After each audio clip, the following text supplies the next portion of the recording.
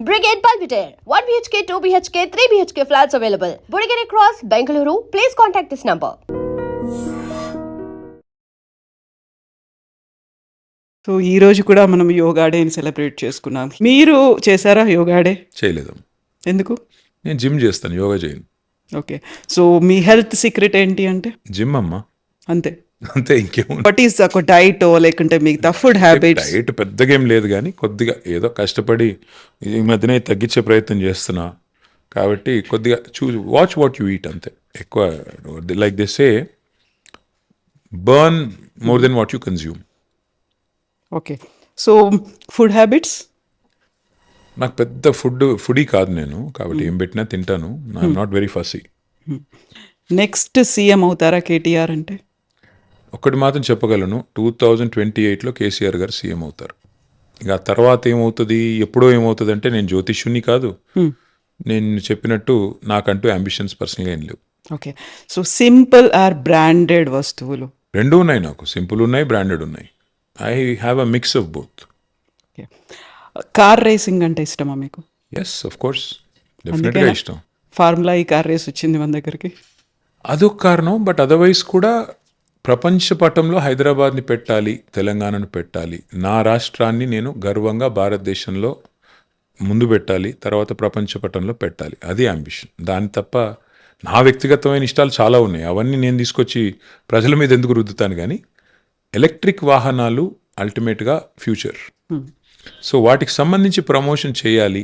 Electric వాహనాల వినియోగంలో మాత్రమే కాదు, ఉత్పత్తిలో, తయారీలో, రీసెర్చ్లో, ఇన్నోవేషన్లో తెలంగాణ అనేది ఎపి సెంటర్ కావాలి. అందుకని ఆ రోజుల్లో అట్లా ప్లాన్ చేసాం, ప్రమోట్ చేసాం, పాలసీ తెచ్చాం, మొబిలిటీ వీక్ పెట్టాం, ఫార్ములా ఈ కార్ రేస్ తెచ్చాం. కొంతమందికి అర్థమవుతుంది, కొంతమందికి అర్థం కాదు, వారి వారి స్థాయిని బట్టి ఉంటుంది. ఏం చేస్తాం.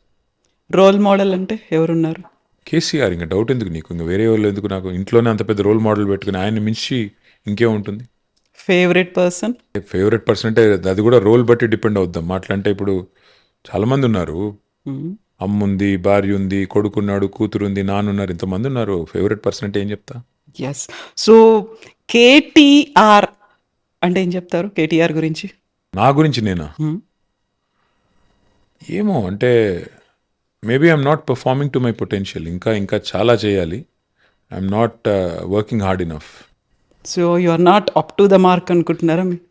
అంటే నేను చేసేటప్పుడు బాగానే చేస్తాను, కానీ పని స్టార్ట్ చేయడమే కష్టం. స్టార్ట్ చేస్తే బాగానే చేస్తాను, ఆ స్టార్టింగ్ ట్రబుల్ కొద్దిగా ఉంది. So you need a push వెనకాల నుంచి ఇలా? పుష్ ఏం వద్దు నాకు. పుష్ చేస్తే ఎవడెక్కడ బాయిలో నూకుతాడని డౌట్ ఉంటుంది, కానీ కాదు, మనది మనమే సెల్ఫ్ మోటివేటెడ్ ఉండాలి కదా. మనం మొదలు పెట్టాలి పని, ఏదైనా సీరియస్గా మొదలు పెట్టాలంటే సెల్ఫ్ డ్రివెన్ ఉండాలి, మోటివేషన్ ఉండాలి. అది అప్పుడప్పుడు ఏమవుతుందంటే ఎగ్జిస్టెన్షియల్ యాంగ్స్ట్ ఉంటాం కదా, ఏం చేస్తున్నాం ఈ నాన్ సెన్స్, ఏంటి రాజకీయం, ఈ రోత, ఈ టైప్లో వచ్చినప్పుడు కొన్నిసార్లు డిమోటివేట్ అవుతాం. మళ్ళా కాదు, మా బాస్ సీఎం కావాలి, మా కేసీఆర్ గారు మళ్ళీ ఆ కుర్చీలో కూర్చోవాలి, ఈ పనికి మాలిన విధవలందరూ రాష్ట్రాన్ని నడుపుతుంటే మా బాస్ అక్కడ కూర్చోవడం ఏంటి అని బాధేసినప్పుడు మళ్ళీ అరే నథింగ్ డూయింగ్, చల్ లెట్స్ ఫైట్, ఆ టైప్లో మళ్ళీ సెల్ఫ్ మోటివేషన్ వస్తుంది. ఓకే. కేటీఆర్లో ఏదన్నా మార్పు రావాలి అనుకుంటే? అయ్యో చాలా రావాలి. ఎలా? చెప్పాను కదా, కొద్దిగా లేజినెస్ తగ్గించుకోవాలి, నేను బాగా తిరగాలి, బాగా కష్టపడాలి, ఇంకా చాలా చేయాలి. చాలా ఉన్నాయి, ఒకటెందుకు చాలా ఉన్నాయి. కేటీఆర్కి మార్క్స్ వేయమంటే ఎన్ని వేస్తారు మీరు? ఎబ్బే అట్లా నాకు నేను మార్కులు ఇచ్చుకునేంత చాలా, అది self certification is a bad thing in especially when it comes to our own selfs. I think అది చెప్పలేను, వేరే వాళ్ళు చెప్పాలి, అది నేనే చెప్తా. సో కేసీఆర్లో ఒకవేళ ఏదైనా మార్పు రావాలి అంటే? కేసీఆర్ గారిలోనా? కేసీఆర్ గారిలో ఏం రావాలమ్మా మార్పు? పాపం ఆయన is achieved Telangana, is achieved his life ambition, then he led the state brilliantly. ఆయనలో ఏం మార్పు కావాలా? మా అందరిలో మార్పు రావాలా, మా నాయకుల్లో మార్పు రావాలా, మేము ఇంకా కష్టపడాలా. పెద్ద ఆయన మాకు ఇంత పెద్ద రాష్ట్రాన్ని ఇచ్చి ఇంత పెద్ద ప్లాట్ఫామ్ ఇచ్చాడు, ఆయనకి మేము as a token of gratitude, as a token of thanks మేము పనిచేసి వారిని మళ్ళీ తిరిగి అధికారంలో తీసుకొని రావాలా. సో కేసీఆర్ కలవరు జనాల్ని, చాలా దూరం ఉంటారు, ప్రజల్నే కాదు యాక్చువల్గా క్యాడర్ను కూడా కలవట్లేదు. ఇవన్నీ నేను 45 ఏళ్ళ నుంచి వింటున్నా, ఎంత నాన్ సెన్స్. కేసీఆర్ గారు కలుస్తానే ఉన్నారు, వివిధ పథకాల రూపంలో ప్రజల్ని ఎవ్రీడే ప్రజల కళ్ళల్లో మెదులుతూనే ఉన్నారు. కేసీఆర్ గారు అంత ఈజీగా ప్రత్యర్థులకు ఒక పట్టాన్ని అర్థం గారు. ఆ ప్రత్యర్థుల్లో మీడియా కూడా ఉంది. దరిద్రం ఏంటంటే మీడియా ఇంకా ఆయనకు ఒక ముద్రేసి ఆయన అంటే పడని మీడియా, తెలంగాణ అంటే ఇష్టం లేని మీడియా, వాళ్ళు పుట్టించిన కథలు ఇవి. సో కేసీఆర్ ఒకప్పుడు అందరితో ఫ్రీగా మాట్లాడేవాళ్ళు, లేకుంటే కేసీఆర్ లంచ్ పెడుతూ కూడా మీరు ఇది తినండి ఇది తినండి ఇలా అయితే ఇప్పుడు కూడా ఉంటుంది అదే అట్లాగే ఉన్నారమ్మా. కేసీఆర్ గారు ఏం మారలేదు, మారింది మన దృక్కోణం. ఏమవుతుందంటే మీకు ఒక చిన్న ఉదాహరణ చెప్తాను. ఇప్పుడున్న ముఖ్యమంత్రి గారు 18 గంటలు కష్టపడుతున్నారంట, అందరినీ కలుస్తున్నారంట. మరి ఎందుకు అందరూ బూతులు తిడుతున్నారు ఆయన్ని? అందరినీ కలుస్తున్నారు, మరి ప్రజలు ఎందుకు అంత అసంతృప్తిగా ఉన్నారు? నేనేమంటానంటే ఒక నాయకుడికి షో ఆఫ్ పిఆర్ ఒక్కటే కాదమ్మా, యాక్చువల్గా హార్ట్ ఉండాలి, హృదయంలో ప్రజల పట్ల ప్రేమ ఉండాలి. అది లేనంత కాలం మిమ్మల్ని కొన్ని రోజులు ఈ మీడియా మేనేజ్మెంట్ విద్యలు, ఈ పబ్లిక్ రిలేషన్స్, ఇవి కొన్ని రోజులు డ్రామా నడుస్తుంది, ఎక్కువ రోజులు నడవదు. సో కేసీఆర్ గారు హృదయాంతరాల్లోంచి తెలంగాణను ప్రేమించారు. తెలంగాణను ప్రేమించడమే కాదు, శ్వాసించారు, స్వప్నించారు, సాధించారు. That is KCR. ఒక మనిషి జీవితానికి అంతకంటే ఎక్కువ అవసరం లేదు. అంత సాధించిన తెలంగాణలో అద్భుతంగా 10 ఏళ్ల పాటు పరిపాలన అందించారు. ఇవాళ ఆయన కొంత రెస్ట్ తీసుకుంటున్నారు, తప్పేంటి? తీసుకొనివ్వండి. 2013లో కేసీఆర్ గారు నాకు ఇంటర్వ్యూ ఇచ్చినప్పుడు he was in tears, Yes. ఏడ్చారు, బాధపడ్డారు. అలాంటి మూమెంట్ కేటీఆర్కి ఎప్పుడైనా కొంచెం ఏడ్చినా బాధపడ్డా? చాలాసార్లు ఉన్నాయి, ఎందుకు లేవు? చాలాసార్లు ఉంటాయి. ఇట్లా పర్సనల్ లైఫ్లో ఎందుకు ఉండవమ్మా?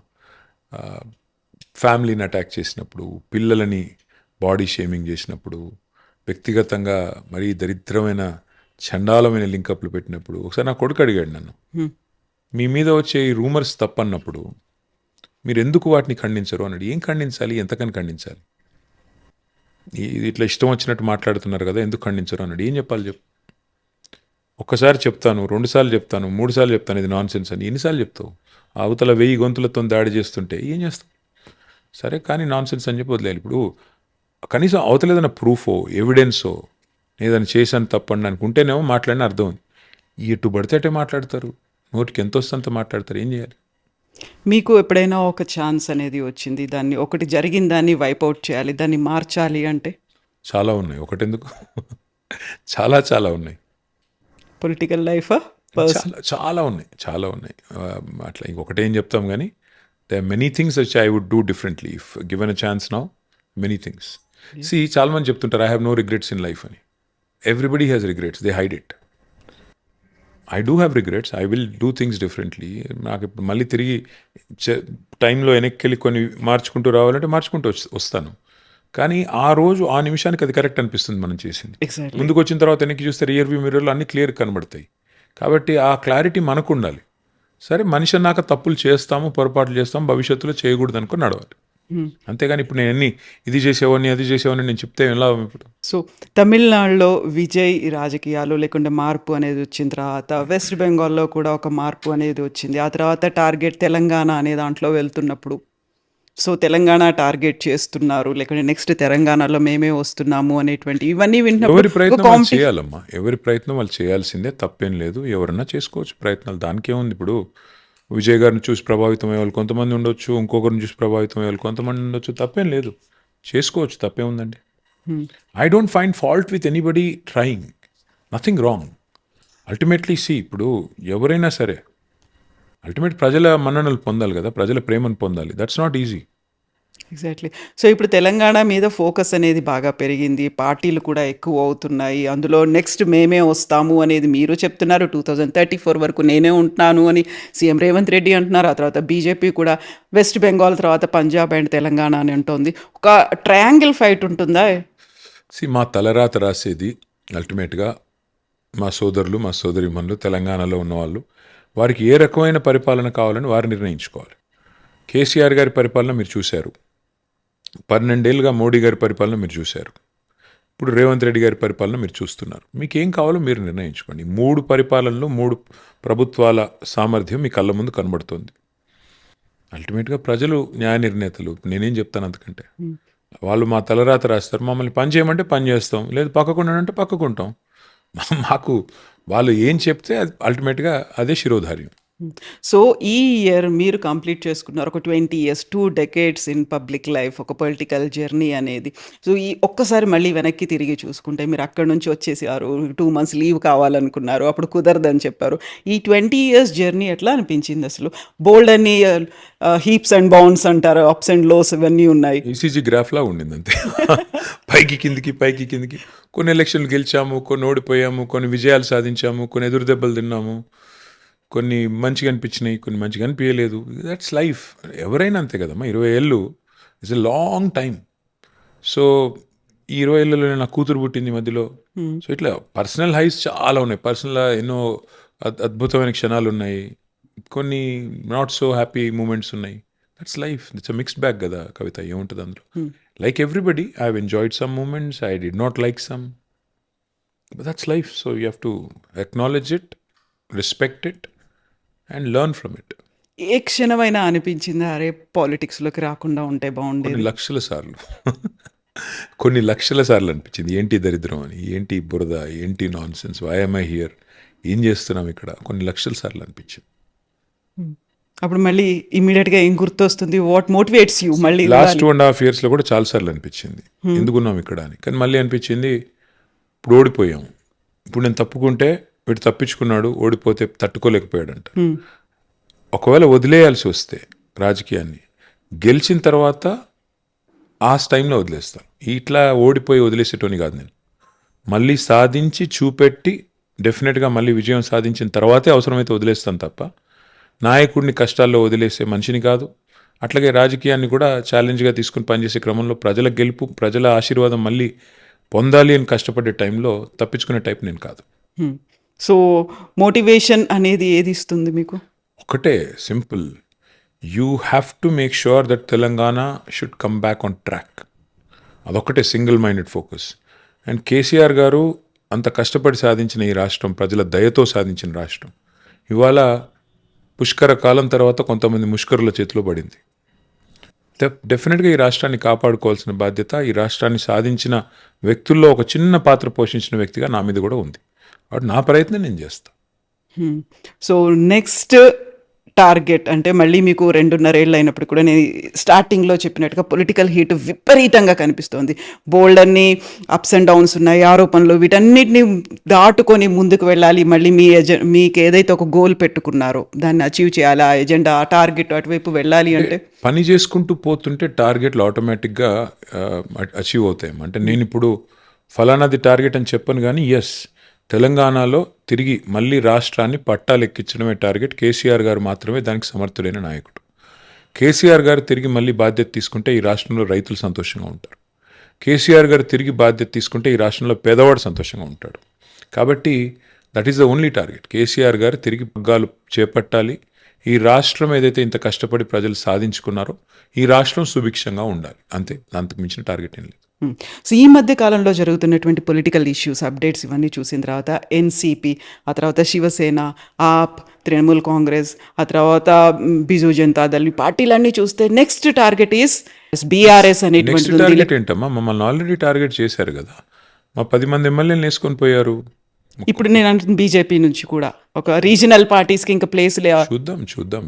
చాలామంది చాలా కలలు కంటుంటారు, అయితే ఏమి, ఇప్పుడు ఎవరి లక్ష్యాలు వాళ్ళవి, ఎవరి ఎజెండాలు వాళ్ళవి, వాళ్ళ పనులు వాళ్ళు చేస్తుంటారు, మా పని మేము చేస్తుంటాం. అల్టిమేట్గా ప్రజల దయ, వాళ్ళకి ఆశీర్వాదం ఇస్తారా, మాకు ఇస్తారా, అసలు ఎవరు కరెక్ట్ ఈ రాష్ట్రానికి ప్రజలు డిసైడ్ చేసుకోవాలి. ప్రజలు మమ్మల్ని వద్దనుకున్నాడు, మమ్మల్ని ఎవరు కాపాడలేడు.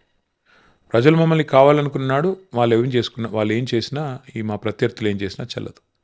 సో రీజనల్ పార్టీస్ అవసరం ఏముంది అనేటువంటి ఒక మాట వినిపిస్తోంది. నెక్స్ట్ మెల్లిమెల్లిగా వైప్ అవుట్ అయిపోతున్నాయి అని. సింపుల్ మా, నేను అనేది ఏమంటే, ఇవాళ తెలంగాణలో 16 మంది ఎంపీలు ఉన్నారు, 8 మంది కాంగ్రెస్ వాళ్ళు, 8 మంది బీజేపీ వాళ్ళు. ఈ 2.5 సంవత్సరాలలో తెలంగాణకు జరిగిన అన్యాయం మీద ఎన్నడన్నా ఒక్కరోజు మాట్లాడారా? ఉదాహరణకి 2 మన ఇండస్ట్రీస్, పెద్ద ఇండస్ట్రీలు, సెమీకండక్టర్ ఇండస్ట్రీలు, ఒకటి కేన్స్ అనేది, రెండోది మైక్రాన్ అనేది. మోడీ గారు వాళ్ళ చెయ్యి వడిపెట్టి గుజరాత్ తీసుకెళ్ళిపోయాడు. ఎందుకు? బడి తిన్నోడిదే బర్రె తీసుకుని వెళ్ళిపోయినాడు. ఏం చేశారు 8 మంది వీళ్ళు, 8 మంది వాళ్ళు? ఓ చిన్న నగరం లక్నో మనతో పోలిస్తే దానికి మెట్రో ఇస్తారు, మనకి ఇవ్వరు. మన వాళ్ళు ఏం చేస్తున్నారు ఎంపీలు? ఎందుకు ఉండాలి రీజనల్ పార్టీస్ అంటే, అదే ఇప్పుడు ఉదాహరణకు తేజస్వి సూర్య అని ఒక బీజేపీ ఎంపీ తెలంగాణ ఏర్పాటును పాకిస్తాన్ ఏర్పాటుతో పోల్చాడు. అక్కడ ఒక బీఆర్ఎస్ ఎంపీ ఉంటే అవసరమైతే గల్లా పట్టుకుని కొట్టేటోళ్ళు. అంటావా మా తెలంగాణను పాకిస్తాన్తో పోలుస్తావా, ఎవడరా నువ్వు అని. 8 మంది బీజేపీ ఎంపీలు, 8 మంది కాంగ్రెస్ ఎంపీలు ఏం చేస్తున్నారు? ఇవాళ ఒకటి కాదమ్మా, అట్లా 100 ఎగ్జాంపుల్స్ నేను చెప్పగలను. తెలంగాణని ఇష్టం వచ్చినట్టు అవమానిస్తుంటే ఏం చేస్తున్నారు ఈ ఎంపీలు? అందుకే ఎందుకు ఉండాలి బీఆర్ఎస్ లాంటి పార్టీ అంటే, తెలంగాణను ఇందాక నేను చెప్పింది అదే, శ్వాసించింది, స్వప్నించింది, సాధించింది బీఆర్ఎస్. మా డిఎన్ఏ తెలంగాణ, మా జెండా తెలంగాణ, మా ఎజెండా తెలంగాణ, మా నాయకుడు లక్ష్యం తెలంగాణ. అలాంటప్పుడు మాకంటే తెలంగాణని ప్రేమించే వాళ్ళు ఉంటే తప్పకుండా స్వాగతిస్తాం. కానీ ఆ తెలంగాణను మేము ఇంతగా ప్రేమించి ఇంత సాధించిన తెలంగాణని ఇవాళ అవమానిస్తుంటే, అన్యాయం చేస్తుంటే, వివక్ష చేస్తుంటే డెఫినెట్గా బీఆర్ఎస్ లేకపోతే తెలంగాణ లేదు కదమ్మా. ఇప్పుడు కేసీఆర్ గారు లేకపోతే తెలంగాణ ఎక్కడదమ్మా? కేసీఆర్ అనే 3 అక్షరాలు లేకపోతే ఇవాళ తెలంగాణ లేదు. అది వాస్తవం. ఎవరికి ఇష్టం ఉన్నా లేకపోయినా అది వాస్తవం. కాబట్టి కేసీఆర్ బీఆర్ఎస్ వేరు కాదు, తెలంగాణ వేరు కానే కాదు. They are synonymous. అట్లాంటప్పుడు తెలంగాణలో బీఆర్ఎస్ లేని పరిస్థితి, తెలంగాణలో కేసీఆర్ లేని పరిస్థితి ఎట్లా ఉంటుంది? రీజనల్ పార్టీస్ లేని పరిస్థితి ఏముంటుంది? ఇంకోటి జాతీయ పార్టీలు. ఎక్కడ జాతీయ పార్టీలు? ఏం చేశాయి జాతీయ పార్టీలు 2 తెలంగాణకి? మీరు చెప్పండి నాకు. 10 ఏళ్లలో వాళ్ళు చేసింది ఏంటి? ఈ 2.5 ఏళ్ళుగా వీళ్ళు చేసింది ఏంటి? 12.5 ఏళ్లలో బీజేపీ గవర్నమెంట్ తెలంగాణకు చేసింది ఏంటి? ఒక పని చెప్పండి, ఫలానా పని చేశారని. ఎందుకు ఉండాలి మరి ఆ జాతీయ పార్టీలు తెలంగాణలో? ఆ జెండాలు ఎందుకు ఉండాలి అసలు ఇక్కడ?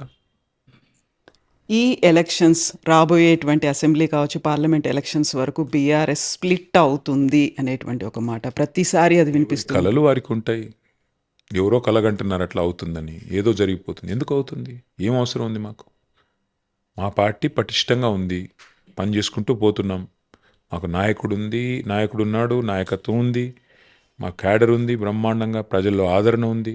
అట్లాంటప్పుడు మాకేం కర్మ? ఏదో జరగాలి, ఏదో, అది విష్ఫుల్ థింకింగ్. ఎవరికో ఏదో కోరికలు ఉన్నాయి, ఏదో జరగాలి అని. దానికి నేనేం చేయగలను, ఎవరేం చేయగలరు?